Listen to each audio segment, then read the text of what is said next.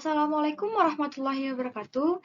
Perkenalkan, nama saya Asnia Syifa Darmelia dari tingkat 1B dengan NIM PO 712002100032. Saya di sini akan menjelaskan tentang sistem pencernaan manusia. Pengertian, sistem pencernaan merupakan tempat di mana proses kompleks pengolahan makanan menjadi nutrisi yang diserap tubuh terjadi. Sistem pencernaan manusia dimulai dari mulut dan berakhir di anus. Atau, sistem pencernaan adalah proses makanan menjadi molekul sederhana yang melibatkan organ-organ dan kelenjar-kelenjar. Pada umumnya, proses pencernaan terdiri atas dua jenis, yaitu proses pencernaan mekanis dan kimiawi. Proses pencernaan mekanik adalah proses pencernaan makanan yang dilakukan dengan gerakan-gerakan seperti mengunyah, menelan, memompa, menghancurkan, dan meremas makanan. Pencernaan mekanik bertujuan untuk mengubah ukuran menjadi lebih kecil. Sedangkan proses pencernaan kimiawi adalah proses pencernaan makanan yang melibatkan enzim. Pencernaan kimiawi ini bertujuan untuk mengunyah partikel makanan yang kecil-kecil jadi bentuk yang siap diserap oleh tubuh. Lanjut, sistem pencernaan manusia berperan penting dalam mencerna makanan dan minuman menjadi energi serta berbagai jenis nutrisi yang diperlukan tubuh. Tak hanya itu, sistem organ ini juga berfungsi untuk mengeluarkan zat beracun dan sisa-sisa makanan melalui feses atau tinja. Alat-alat pencernaan manusia. Alat pencernaan dibedakan menjadi 1. Saluran pencernaan, 2. Kelenjar pencernaan. Saluran pencernaan ialah saluran yang memproses makanan dengan pengunyahan, penelanan, dan penyampuran. Sedangkan kelenjar pencernaan ialah alat pencernaan yang dapat menghasilkan enzim-enzim untuk pencernaan kimiawi. Saluran pencernaan makanan dimulai dari mulut, kerongkongan, lambung, usus halus, usus besar, dan anus. Kelenjar pencernaan terdiri atas kelenjar ludah, lambung, hati, pankreas, dan usus. Saluran pencernaan manusia terdiri dari organ-organ pencernaan berikut. Yang pertama dari rongga mulut, kerongkongan, lambung.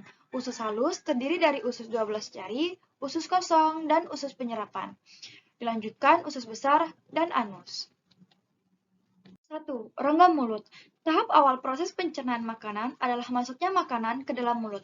Ketika kita makan sepiring nasi goreng, 1 sendok nasi dimasukkan ke dalam mulut, kemudian dikunyah sampai halus oleh gigi dan dibantu oleh lidah. Di dalam rongga mulut, makanan juga dicampur dengan air ludah. Dengan demikian, di rongga mulut, organ pencernaan yang terlibat adalah lidah, gigi, dan kelenjar ludah. Di dalam mulut terjadi proses pencernaan secara mekanik, yaitu proses pengunyahan makanan dengan gigi yang dibantu oleh lidah dan penyampuran makanan dengan air ludah. Pencernaan secara kimiawi juga terjadi di sini, yaitu dengan bantuan enzim tialin yang mengguma abilun menjadi maltosa. Sehingga jika kita mengunyah nasi dalam waktu yang agak lama, maka akan terasa manis. Gigi. Gigi manusia berfungsi untuk memotong dan menghaluskan makanan. Akar gigi yang bercabang tertanam dengan kuat pada gusi. Struktur gigi berlapis-lapis yaitu terdiri dari emel, tulang gigi, dan rongga gigi.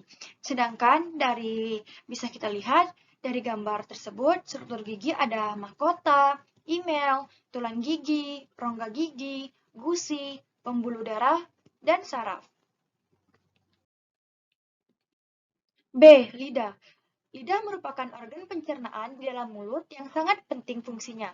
Selain sebagai alat bantu kita untuk berbicara dan bersuara. Dalam pencernaan makanan, lidah berfungsi untuk 1. Alat pengecap, 2. Membantu mengaduk makanan di dalam rongga mulut, 3. Membantu membersihkan mulut, 4. Membantu mendorong makanan dalam proses menelan makanan dari mulut ke kerongkongan. C. Kelenjar ludah. Setiap hari, kelenjar ludah menghasilkan sekitar 1.600 cc air.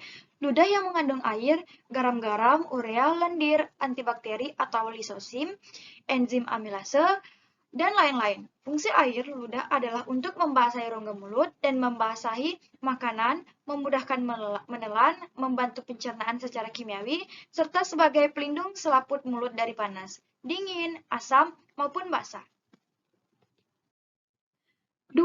Kerongkongan. Kerongkongan merupakan saluran penghubung antara mulut dengan lambung. Setelah melalui rongga mulut, makanan akan masuk ke dalam tekak atau faring. Faring adalah saluran yang memanjang dari bagian belakang rongga mulut sampai ke permukaan kerongkongan atau esofagus. Setelah melalui faring, makanan menuju esofagus. Esofagus adalah suatu organ berbentuk tabung lurus, berotot, dan berdinding tebal yang memanjang menuju lambung. Otot-otot polos dinding esofagus mendorong makanan menuju lambung dengan gerakan meremas-remas yang disebut sebagai gerak peristaltik. Antara faring dan esofagus terdapat daerah pertemuan antara saluran pernapasan dan saluran makanan. Untuk mencegah supaya makanan tidak masuk ke saluran pernapasan, pada pangkal faring terdapat lapisan penutup yang disebut epiglotis. 3. Lambung. Setelah melalui esofagus, makanan masuk ke dalam lambung. Lambung terletak di bagian atas rongga perut sebelah kiri. Lambung merupakan tempat menampung makanan untuk dicerna secara mekanik dan kimiawi. Lambung terdiri dari 3 bagian, yaitu kardiak atau dekat esofagus, fundus bagian tengah, dan pylorus dekat duodenum. Pencernaan di lambung berlangsung antara 2-6 jam, bergantung pada jenis makanannya. Pada umumnya, lemak dicerna lebih lama di dalam lambung dibandingkan protein, karbohidrat, dan makanan yang bersifat cair umumnya lebih cepat dan meninggalkan lambung. Lambung merupakan salah satu kelenjar pencernaan karena menghasilkan getah lambung yang bersifat asam karena mengandung lendir atau musin, asam klorida atau HCl, enzim, dan hormon gastrin yang berfungsi untuk merangsang sekresi getah lambung. Fungsi HCl adalah menciptakan suasana asam, membunuh mikroorganisme berbahaya yang masuk bersama makanan, aktivator pepsinogen menjadi pepsin, merangsang membuka dan menutup kutub lambung, dan merangsang sekresi getah usus. Kita lihat, ini adalah gambar lambung beserta struktur-strukturnya. 4. Usus halus. Usus halus merupakan saluran pencernaan makanan yang paling panjang kurang lebih 8,5 meter. Pencernaan yang terjadi dalam usus halus berlangsung secara kimiawi atau secara enzimatis. Makanan yang berbentuk bubur masuk ke usus halus bersifat asam karena mengandung HCl, sehingga merangsang sel-sel kelenjar usus untuk mengeluarkan getah usus. A. Usus 12 jari atau duodenum, panjangnya kurang lebih 0,25 meter. Di dalam usus 12 jari, makanan dicerna secara kimiawi. Pada dinding usus 12 jari, terdapat satu lubang tempat bermuaranya dua saluran kelenjar pencernaan besar, yaitu hati dan pankreas. Hati merupakan kelenjar pencernaan terbesar yang berfungsi menghasilkan cairan empedu berwarna hijau tua dan terasa pahit. Empedu yang dihasilkan oleh hati dikumpulkan dalam suatu tempat yang umumnya disebut kantong empedu. Kantong empedu merupakan suatu tempat yang panjangnya kurang lebih 7-10 cm, terletak di bawah hati. Kantong empedu berfungsi untuk menyimpan cairan empedu yang dihasilkan hati. Cairan empedu mengandung garam empedu dan zat berwarna empedu. Garam empedu berfungsi untuk mengemulsikan atau melarutkan lemak, sedangkan zat warna empedu berfungsi memberikan warna kuning pada tinja dan urin. Sedangkan pankreas merupakan organ yang berbentuk agak pipi yang terletak di bawah lambung. Pankreas menghasilkan enzim tripsin, amilase, dan lipase.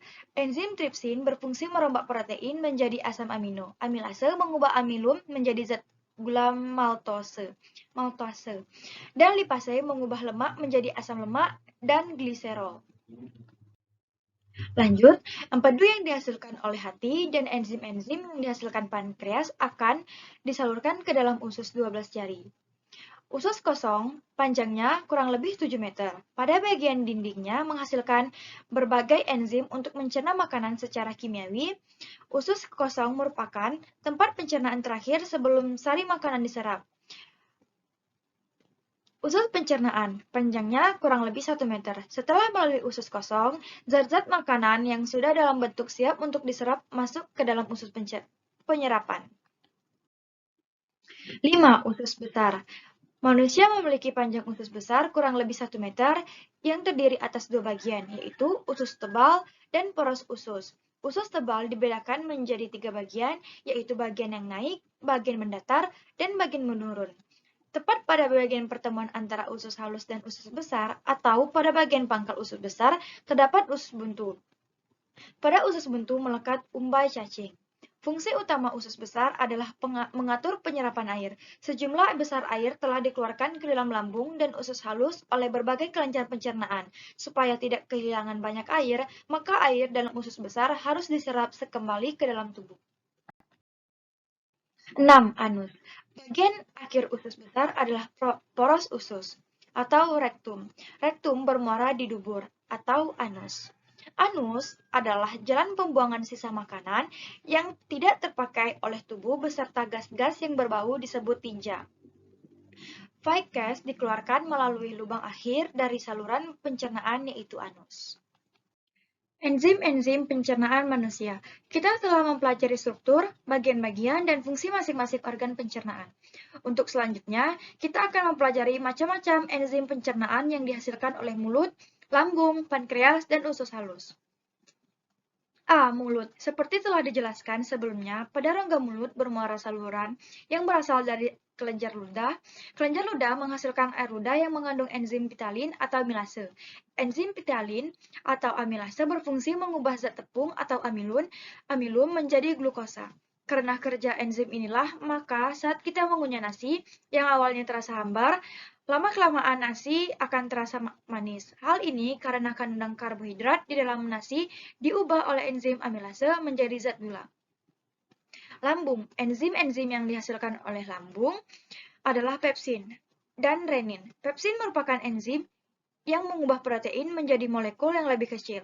Renin merupakan enzim khusus yang hanya terdapat pada mamalia, berperan mengubah kaseinogen menjadi kasein. Kasein digumpalkan oleh ion Ca2+ dari susu sehingga dapat dicerna oleh pepsin. C. Pankreas.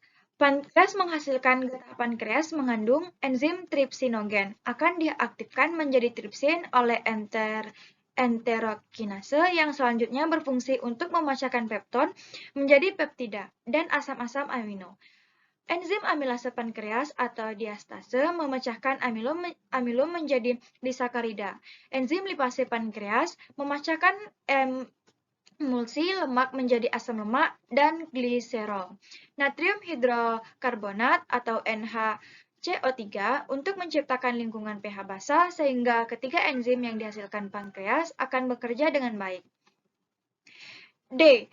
Usus halus. Usus halus menghasilkan getah usus yang mengandung hormon dan enzim, yaitu hormon. Hormon yang pertama ada sekretin merangsang pankreas untuk mengeluarkan getah pankreas. 2. Hormon kolesistokinin merangsang kantong empedu untuk mengeluarkan getah empedu. Getah empedu berfungsi mengemulsikan lemak sehingga mudah dicerna oleh lipase menjadi asam lemak dan gliserol.